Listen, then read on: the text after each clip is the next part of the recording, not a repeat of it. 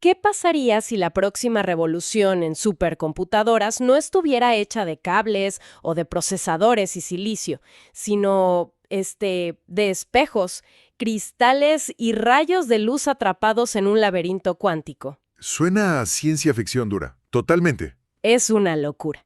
Generalmente, cuando intentamos replicar la memoria humana, pues pensamos en estructuras biológicas o en gigantescos servidores de inteligencia artificial que consumen, bueno, enormes cantidades de electricidad.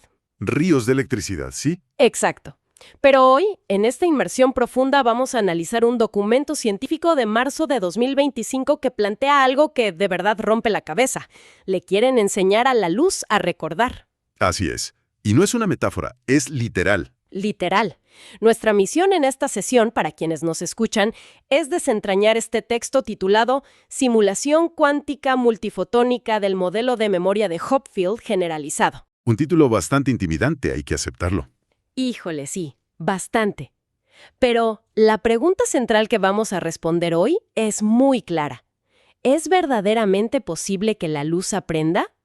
O sea, ¿qué sucede cuando la neurociencia matemática choca de frente con la física cuántica más avanzada del mundo? Fíjate que el planteamiento de este estudio es un cambio de paradigma total. Digo, no propone imitar al cerebro usando circuitos integrados convencionales ni transistores. Cero silicio. Cero. Propone usar la naturaleza intrínseca de las partículas de luz para realizar cálculos complejos. Es decir, utilizar la física fundamental del universo como el motor mismo del aprendizaje automático. Eludiendo por completo las limitaciones de nuestra electrónica tradicional. Exactamente. Es saltarse el problema físico de los componentes tradicionales. Simular un cerebro, creo que hay una brecha de terminología enorme que necesitamos cruzar. Seguro. Son conceptos muy densos. Sí, la ciencia en este documento une dos mundos muy distintos. Primero, hablemos de cómo conceptualizamos la memoria matemáticamente. El texto menciona los hamiltonianos tipo Hopfield de redes neuronales clásicas. Ajá. Vamos a desempacar esto por partes. ¿Qué es exactamente el modelo de Hopfield y qué papel juega aquí? Pues mira, para comprenderlo de forma sencilla, pensemos en la memoria asociativa. El modelo de Hopfield, que se introdujo allá en los años 80, es una forma matemática de describir cómo funciona esa memoria. Ok. Haz de cuenta un paisaje abstracto, enorme, lleno de colinas y valles profundos. Ajá, me imagino un terreno con muchos desniveles. Exacto. Cada valle representa un recuerdo perfectamente almacenado. Entonces, cuando la red recibe una pista incompleta, no sé, como el olor a pan recién horneado que te transporta a la infancia, Uy, sí, clásico. es como dejar caer una pelota en la ladera de una de esas colinas. La pelota por pura gravedad va a rodar hacia abajo hasta detenerse en el fondo del valle más cercano. Ya. Y ese fondo de valle es el recuerdo completo. Así es. O sea, la red siempre busca el estado de menor esfuerzo, digamos, el camino que requiere menos resistencia para estabilizarse. El detalle clave está ahí mismo. Y es ahí, justo ahí, donde entra la palabra hamiltoniano. Que suena rarísimo. Suena complejo, pero en la física, un hamiltoniano no es más que la ecuación fundamental que describe la energía total de un sistema. Ok, la energía total. Sí. En el modelo de Hopfield, el hamiltoniano dicta la forma tridimensional de ese paisaje de colinas y valles que imaginamos. La red neuronal, por naturaleza, va a buscar inevitablemente el estado de menor energía. Que es el fondo del valle. Exacto, que corresponde a recuperar el recuerdo almacenado de forma correcta. Me gusta mucho esa imagen tridimensional. Yo lo veo como, como la función de autocompletar en un teléfono celular, pero a un nivel inmensamente más complejo. Es una gran analogía. Sí, porque si alguien escribe mal una palabra, el sistema busca la palabra correcta que requiere la menor cantidad de cambios lógicos posibles. Totalmente. Entonces, el hamiltoniano sería el motor matemático subyacente que encuentra esa palabra correcta buscando ese valle de menor resistencia. Así es como funciona. Bueno, ahora, ese es el lado de la neurociencia matemática. Pero el otro concepto fundamental del estudio es la interferencia cuántica multifotónica. ¿Qué es la otra mitad del rompecabezas? Exacto. ¿Cómo se ve esto en el mundo real? Pues si conectamos esto con el panorama general de la mecánica cuántica, sabemos que la luz se compone de partículas individuales, Los fotones. los famosos fotones. La interferencia cuántica multifotónica ocurre cuando tomamos múltiples fotones que son absolutamente idénticos, o sea, indistinguibles unos de otros, y los introducimos en una red de caminos ópticos. A ver, ¿una red de caminos? Imagina un laberinto sumamente complejo formado por divisores de haz y canales de fibra óptica. Como los fotones tienen esta doble naturaleza y también actúan como ondas, Claro, onda y partícula. exacto. Cuando sus caminos se cruzan en el laberinto, se superponen, sus ondas interfieren entre sí. Órale. Pero esto me plantea una duda gigantesca. Porque al leer sobre fotones creando redes y memorias por su cuenta, a mí me surge la imagen de un enjambre de luz inteligente, como si tuvieran vida. Sí, parece ciencia ficción. ¿Significa esto que las partículas de luz pueden unirse por sí solas, flotando en el aire de forma independiente, para formar una red pensante? Pues, a ver, esa es una idea muy atractiva para una novela, pero hay que ser muy tajantes con la realidad del laboratorio. No pasa así. No, para nada. No lo hacen de forma independiente o mágica. Los fotones no deciden organizarse en un cerebro mientras viajan, digamos, desde una bombilla o desde el sol. Ya, no tienen voluntad. No. Requieren una arquitectura sumamente específica y rígidamente controlada por humanos para que este fenómeno físico se convierta en un cálculo útil. Tienen que ser guiados. Sí, el estudio señala que se necesita un interferómetro óptico lineal, moduladores de fase binaria y un transformador de Fourier discreto acoplados al sistema. A ver, espera, pausa ahí. Transformador de Fourier, moduladores de fase binaria, interferómetro. Híjole, todo eso suena a piezas del motor de una nave espacial. Suena rarísimo, lo sé. En términos simples, para quienes no estamos en un laboratorio de óptica todos los días, ¿qué hacen físicamente estas piezas? Vamos a traducirlo a componentes de una ciudad, ¿te parece? Va, me gusta. El interferómetro óptico lineal es básicamente el sistema de carreteras y cruces. Es un cristal con canales microscópicos esculpidos donde la luz solo puede viajar por rutas muy específicas. Ok, las calles por donde van los fotones. Ajá. Luego, los moduladores de fase binaria actúan como semáforos o, digamos, topes de velocidad increíblemente rápidos. Cambian el ritmo. Sí, cambian ligeramente la velocidad de la luz en un canal específico, lo que altera cómo esa onda va a chocar con la siguiente. Ah, entiendo. ¿Y la última pieza, el transformador? El transformador de Fourier discreto es como una lente matemática compleja al final del camino que, pues, distribuye la luz resultante en patrones medibles. Entendido. O sea, los científicos construyen una pista de obstáculos milimétrica. Así es, nosotros ponemos el laberinto y los semáforos, configurando el problema matemático en la estructura física del cristal. Todo está prearmado. Pero, y esta es la revelación tremenda del estudio, una vez que los fotones entran en esa estructura, la física natural de la luz realiza el cálculo por sí misma. ¡Wow! No hay un procesador moviendo información de un lado a otro. La luz encuentra la salida resolviendo ecuaciones matemáticas colosales simplemente por el hecho de propagarse e interferir consigo misma. Ok, entiendo que la luz busca el camino más fácil dentro del cristal y que sus ondas chocan formando patrones. Pero, a ver, ¿cómo mides eso matemáticamente? Esa es la gran pregunta. Sí, porque la luz no tiene una boca para decirte, no sé, ya llegué al fondo del valle, ya encontré el recuerdo.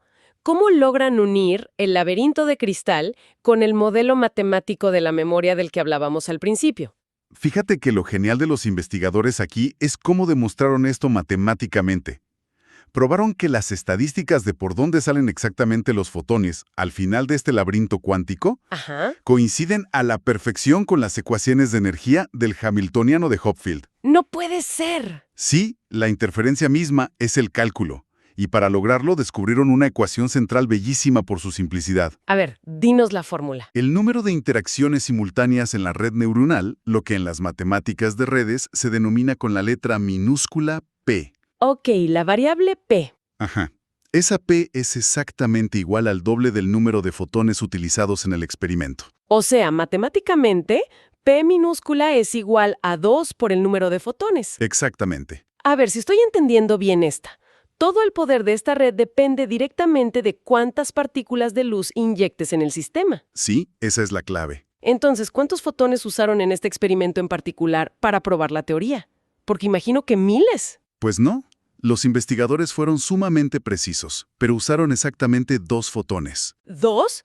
¿Nada más 2? Ni más ni menos. 2 fotones. Y los distribuyeron en 50 canales o caminos ópticos diferentes dentro del cristal. ¡Wow! Neuronas ópticas. 50 modos. Así es. Si aplicamos la fórmula que acabas de mencionar, multiplicamos esos 2 fotones por 2 y obtenemos un valor de P minúscula igual a 4. Matemáticas simples. Es decir, crearon un modelo de Hopfield de 4 cuerpos usando únicamente 2 partículas de luz. La matemática no miente, ese es el resultado exacto. Una red de 4 cuerpos. Aquí es donde verdaderamente se pone interesante, porque la diferencia con la tecnología que usamos a diario es abismal. Gigantesca. Digo, en una red neuronal tradicional, de las que corren en nuestras computadores normales, las conexiones o sinapsis ocurren de 2 en 2, ¿no? Sí, son conexiones binarias en ese sentido. Haz de cuenta que es como una conversación telefónica convencional.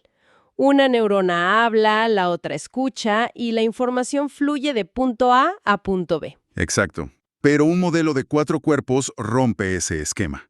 Yo lo veo como reemplazar esa llamada telefónica con una gran sala de conferencias donde 4 personas están interactuando, cruzando información y tomando decisiones al mismo tiempo y de manera dependiente. Es una analogía perfecta, y si conectamos eso con el panorama de las ciencias computacionales, pues pasar de llamadas de 2 vías a reuniones simultáneas de 4 vías aumenta masivamente la capacidad de la red para retener patrones increíblemente densos. Guardan mucha más información, permite almacenar memorias muchísimo más ricas. Pero, y aquí está el problema, hay un costo terrible para la tecnología convencional. Se traban las computadoras. Sí. Intentar calcular todas las posibles interacciones cruzadas de 4 vías en una red grande satura rápidamente cualquier memoria y procesador de silicio. Claro. Para una computadora clásica, el tiempo y los recursos necesarios para resolver ese problema crecen de forma desproporcionada. Específicamente, el tiempo de cálculo crece de forma exponencial a la potencia de P-1. O sea, un cuello de botella físico tremendo. Insuperable con la tecnología actual. Pero en este sistema fotónico, claro, no estamos usando chips de silicio, estamos usando 2 fotones navegando a través de 50 modos ópticos. Y al interferir como ondas, están resolviendo esa pesadilla matemática de 4 cuerpos al instante. Es instantáneo, ¡qué locura! Ahora, esto me lleva a pensar en los límites absolutos del sistema. Siempre hay límites, claro. Si esta luz estructurada puede actuar como una red de memoria superior, ¿qué pasa cuando empezamos a exigirle demasiado? Digo, ¿qué ocurre cuando intentamos saturar esta red fotónica con una cantidad excesiva de recuerdos?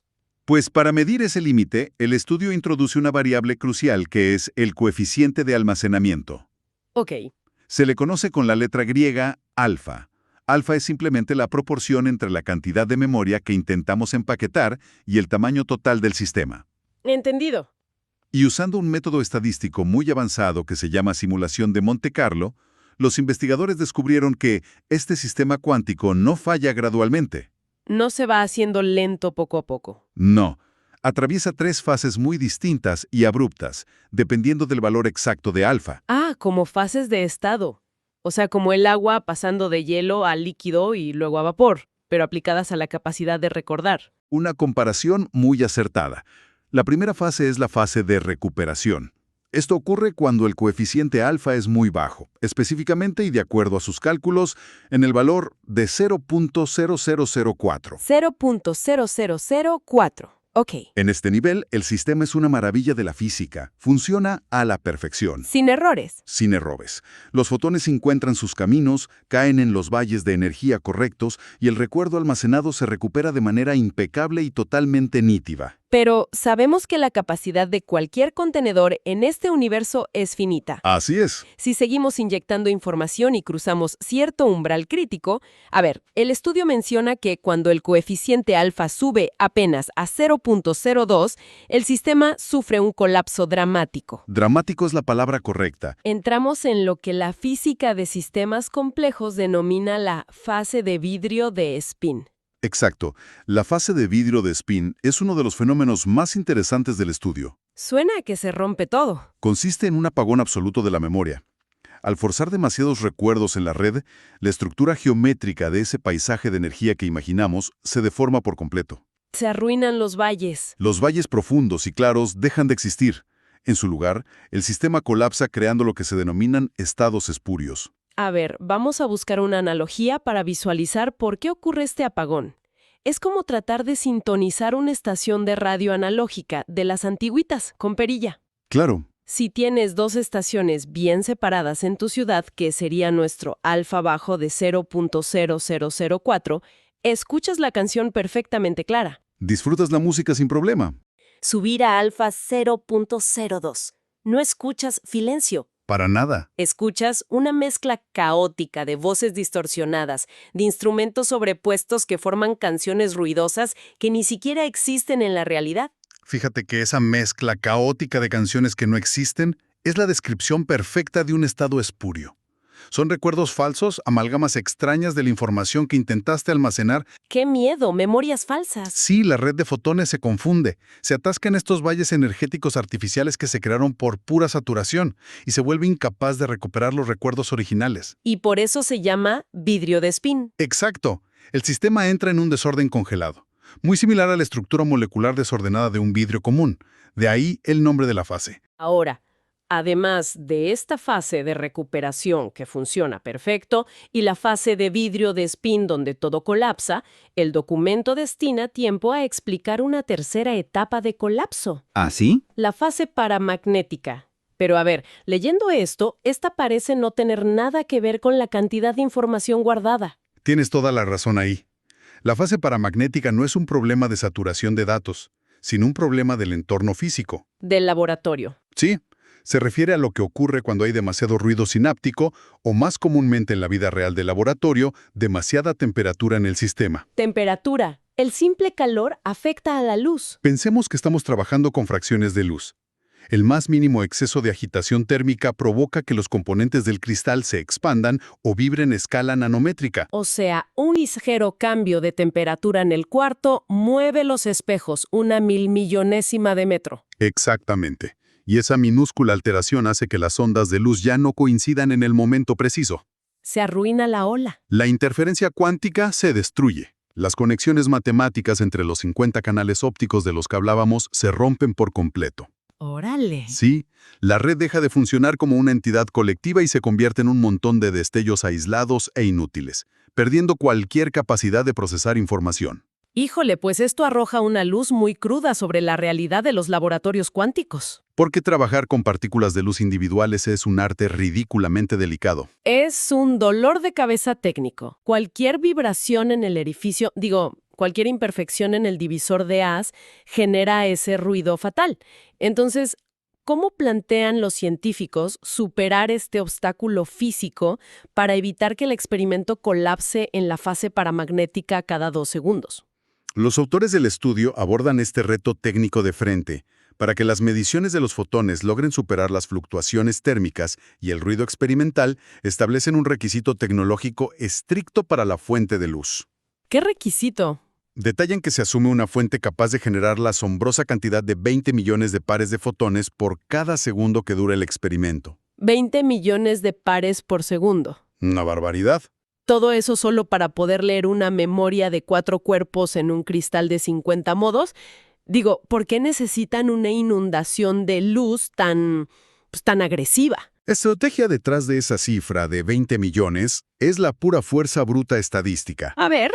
Al saturar el interferómetro con esta avalancha constante de pares de fotones entrelazados, logran reducir drásticamente la desviación estándar del ruido de los sensores. Es como, imaginemos tomar millones de fotografías increíblemente borrosas de una misma calle en la noche y luego usar un programa computacional para promediar todos los píxeles. Ajá. Excelente imagen. Y al final, el ruido desaparece y obtienes una imagen perfectamente iluminada y nítida. Es exactamente el mismo principio.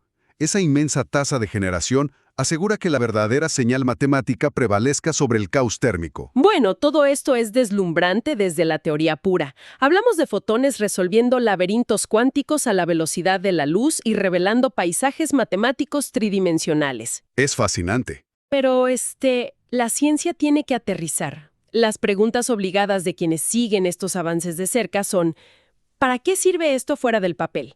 O sea, ¿cuáles son las aplicaciones reales de obligar a la luz a comportarse como un modelo de memoria? Para apreciar el peso de este descubrimiento en el mundo real, volvamos al cuello de botella que mencionamos antes sobre la computación clásica. ¿El del procesador de silicio saturado? Ese mero. Intentar simular redes neuronales de múltiples cuerpos en computadoras convencionales requiere un tiempo de cálculo que crece de forma exponencial, a la potencia de P-1. Sí. Si la complejidad de la red aumenta, el tiempo que tarda un procesador en resolverla se vuelve geológico, supera la edad del universo, sin importar cuánta energía le inyectes al servidor. O sea, en palabras sencillas, conforme buscamos inteligencias artificiales más profundas y avanzadas, con datos más interconectados simultáneamente, la arquitectura tradicional que soporta nuestro mundo hoy simplemente choca contra un muro físico inamovible. Es un muro absoluto. Tardan demasiado y el costo energético es insostenible. Ese es el problema fundamental del siglo XXI en la tecnología. Y ahí radica el valor monumental de esta solución a la velocidad de la luz. Claro. Al usar sistemas fotónicos, este cálculo teóricamente interminable se vuelve literal e inherentemente instantáneo. Porque la luz ya está ahí. La luz no está leyendo líneas de código paso a paso. Está explorando simultáneamente todas las rutas de interferencia a la vez. Entonces, respondiendo a la interrogante que abrió nuestra sesión, ¿puede la luz aprender? La respuesta es un rotundo sí. La luz, estructurada de la manera correcta, se convierte en el sustrato físico directo para ejecutar algoritmos de aprendizaje automático a velocidades que nuestra electrónica actual simplemente no puede registrar. ¡Wow! Estoy asombrada. Es reescribir el concepto mismo de procesamiento. O sea, la luz abandona su rol tradicional como un simple mensajero de información en los cables de fibra óptica del Internet y asume el rol de la unidad central de cálculo. Se convierte en el cerebro mismo. Teniendo esto en cuenta, ¿qué proyecciones a futuro trazan los autores para sacar esto del cristal de 50 canales? Porque 50 modos es poquito para el mundo real, Sí, ¿no? es solo la prueba de concepto, pero el horizonte que plantean es bastante ambicioso. A corto plazo, sugieren la construcción de simuladores cuánticos especializados. Ok, equipos dedicados. Dispositivos que resolverían problemas específicos con un consumo de energía irrisorio comparado con un centro de datos moderno. Adiós a los recibos de luz gigantescos. Exacto. Y a mediano plazo, apuntan a la resolución de problemas de optimización combinatoria. Ah, esos son rompecabezas matemáticos masivos que paralizan la industria actual, ¿no? Sí, problemas de múltiples variables. Como, digo, los problemas de logística internacional, donde hay que calcular la ruta más eficiente para millones de paquetes diarios. O, no sé, en la medicina, probando millones de combinaciones químicas simuladas para descubrir un nuevo fármaco. Esos son los escenarios exactos donde esta tecnología brillaría. Y para lograr escalar de un modesto experimento de 50 canales a redes con poder industrial, el estudio propone la integración de dispositivos digitales de microespejos. Microespejos. Hablamos de componentes físicos comerciales que ya existen, cubiertos de millones de espejos microscópicos que pueden cambiar de ángulo miles de veces por segundo. Órale. Usando esta tecnología óptica, que ya está madura, proyectan que podrían guiar a los fotones para formar redes colosales con millones de neuronas ópticas funcionando a la vez. Llegados a este punto, vamos a tratar de ensamblar todo lo que hemos puesto sobre la mesa hoy, porque ha sido muchísima información. Bastante. Yo estoy segura de que el valor de este documento no es solo una nueva ecuación. Estamos contemplando la base teórica de una nueva rama evolutiva en la tecnología humana. Totalmente de acuerdo. Estamos viendo el plano arquitectónico para fabricar equipos físicos dedicados a la inteligencia artificial que operan bajo leyes diametralmente distintas. Ya no se trata de forzar minúsculas corrientes eléctricas a través de puertas lógicas de silicio para simular ceros y unos. Ya no más. Se trata de dar un paso atrás, estructurar un ambiente controlado y dejar que las reglas subatómicas fundamentales de la mecánica cuántica hagan el cálculo matemático de forma espontánea. Fíjate que es una filosofía de diseño muy elegante. No luches contra la física para calcular. Usa la física misma como la calculadora. ¡Qué frase tan poderosa! Y lo que hace que este documento de 2025 sea un hito no solo sus promesas, sino sus pruebas. Al lograr mapear analíticamente el modelo de Hopfield, usando el comportamiento estadístico de 2 fotones en 50 modos, los autores demostraron que esto ya no es una hipótesis de pizarrón. Ya es una realidad de laboratorio. Identificaron las fases de falla, las tasas de generación necesarias y sentaron los cimientos matemáticos para escalar la tecnología. Pues es momento de recapitular los puntos críticos de este análisis a fondo. Quienes nos escuchan, y nosotros, hemos navegado por conceptos sumamente densos y fascinantes. Así es. Comenzamos desmenuzando la memoria asociativa y cómo el modelo matemático de Hopfield busca la recuperación de la información cayendo en el valle de menor resistencia energética. Nuestro paisaje de colinas. Exacto. Observamos detalladamente cómo se logró unificar esta matemática con la interferencia cuántica multifotónica. Y bueno, los números de laboratorio hablan por sí solos. Son contundentes. Mediante el uso milimétrico de 2 fotones atravesando 50 modos ópticos, generaron de forma instantánea una red neuronal de 4 cuerpos. Un nivel de interacción paralela que asfixiaría las mejores supercomputadoras comerciales de hoy. Y a su vez, no hay que olvidar que analizamos los límites de la física cuántica aplicada. Claro, las fases de estado. Vimos cómo el sistema cuántico respeta rigurosamente las reglas de saturación de memoria. Manteniendo un coeficiente alfa de 0.0004, la recuperación es prístina. Perfecta. Sin embargo, al cruzar el umbral hacia el 0.02, el sistema se derrumba hacia la fase de vidrio de spin, un colapso total causado por la acumulación de memorias falsas o espurias. El apagón de memoria. Y vimos que todo este ecosistema cuántico solo sobrevive a la fase paramagnética del ruido térmico gracias al bombardeo colosal de 20 millones de pares de fotones por segundo. Un sistema que, al final del día, promete saltarse los muros de procesamiento actuales, acercándonos a la era de las máquinas pensantes impulsadas puramente por haces de luz.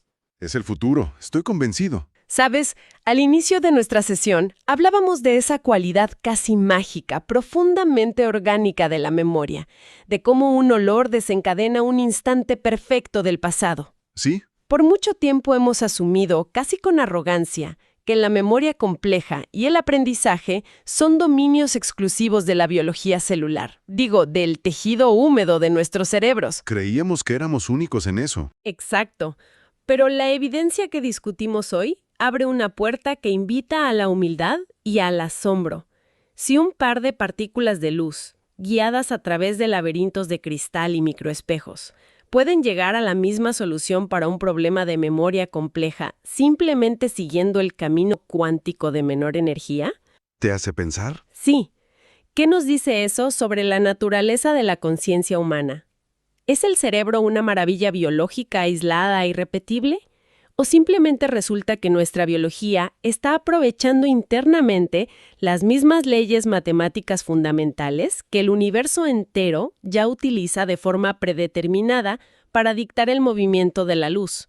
¡Qué locura de concepto! Yo me quedo fascinada, porque nos deja con una idea profunda para reflexionar. Quizá el acto de procesar información, de recordar y aprender, no sea un privilegio exclusivo de lo vivo. Quizá, con el laberinto configurado de la forma correcta, el universo entero está calculando, interfiriendo y recordando constantemente a nuestro alrededor.